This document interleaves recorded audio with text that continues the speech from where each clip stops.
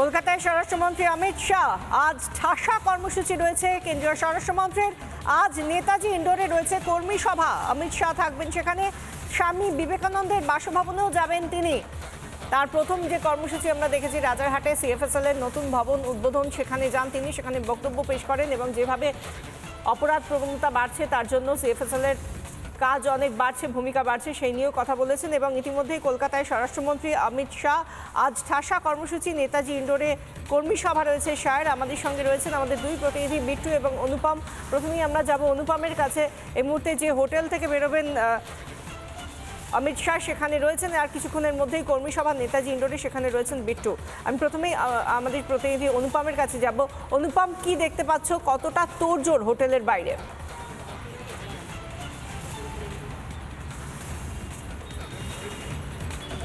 দেখো, তোমায় জানিয়ে রাখি নিরাপত্তা একেবারে আঁটোসাঁটো করা হয়েছে, কারণ কেন্দ্রীয় স্বরাষ্ট্রমন্ত্রী তিনি কলকাতায় রয়েছেন। আর শহরের একেবারে প্রাণকেন্দ্র বলা চলে এই বাইপাসের ধারে একটি 5 তারা হোটেলে রয়েছেন তিনি। একটা কর্মসূচি ইতিমধ্যেই সেরেছেন, এরপর তার দ্বিতীয় কর্মসূচি, যে কর্মসূচিটা রাজ্য রাজনীতির কাছে অত্যন্ত চর্চার বিষয় হয়ে দাঁড়াবে। কারণ তুমি জানো যে এরপরে যে কর্মসূচি তিনি যাবেন সেটা হচ্ছে দলীয় কর্মসূচি। দলের নেতাকর্মীদের আজকে কি ভোকাল টনিক দিচ্ছেন কেন্দ্রীয় স্বরাষ্ট্রমন্ত্রী অমিত শাহ, সেদিকে প্রত্যেকে তাকিয়ে রয়েছে। কারণ 2026-এর বিধানসভা নির্বাচনের দামামা বাজানো হয়ে গেছে।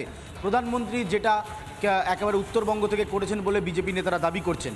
এখন অনেকগুলো বিষয় কাজ করবে আজকে অমিত শাহের এই বক্তব্যের মাঝখানে, যার মধ্যে প্রথম হচ্ছে যে কী রণকৌশলে আগামী 26-এর ভোট বিজেপি এ রাজ্যে লড়বে, সেই রণকৌশল কি ঠিক করে দিয়ে যাবেন আজকে অমিত শাহ।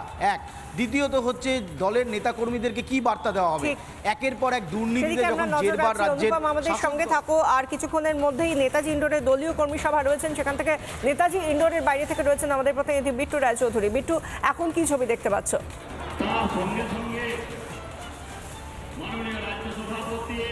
দেখো, প্রথমেই তোমার ছবি দেখাবো যে এই মুহূর্তে কার্যত ভিড়ে ঠেসে গিয়েছে নেতাজি ইন্ডোর স্টেডিয়াম।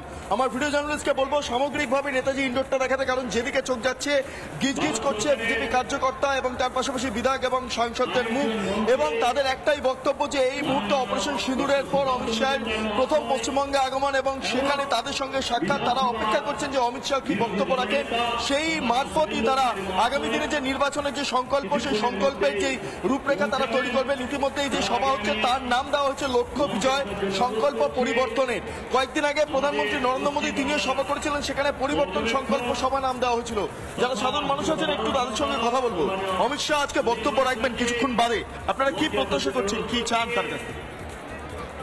আমরা চাই যে এইখানটার কি করে 2026-এ সরকার গঠন হবে আর কি হতে পারে ওইটার জন্য আমরা কি প্রতীক্ষা করছি। প্রতিক্রিয়া হচ্ছে আমাদের সারা পশ্চিমবঙ্গে এবারে 26-এ পরিবর্তন হবেই হবে।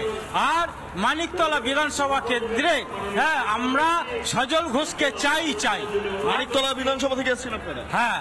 আচ্ছা, আমি আরো যারা রয়েছেন কথা বলবো। আপনি কোথা থেকে? মানুষ ইতিমধ্যে এসে গিয়েছেন, কর্মী সভা রয়েছে, কিছুক্ষণ পরে সেই কর্মী সভা শুরু করবেন। অমিত শাহ সেখানে থাকবেন। নেতাজি ইন্ডোরের ছবি দেখাচ্ছিলেন আমাদের প্রতিনিধি বিট্টু, এবং যে হোটেল বাইপাসের বাইরে সেখান থেকে রয়েছিলেন আমাদের প্রতিনিধি অনুপম। দুজনকেই ধন্যবাদ। আমরা এইদিকে নজর রাখছি। নানা ধরনের কন্টেন্ট দেখার জন্য লাইক করুন, শেয়ার করুন আমাদের ফেসবুক পেজ, সাবস্ক্রাইব করুন আমাদের ইউটিউব চ্যানেল। পাশাপাশি অন্যান্য ব্রেকিং নিউজের জন্য অবশ্যই চোখ রাখুন রিপাবলিক বাংলায়।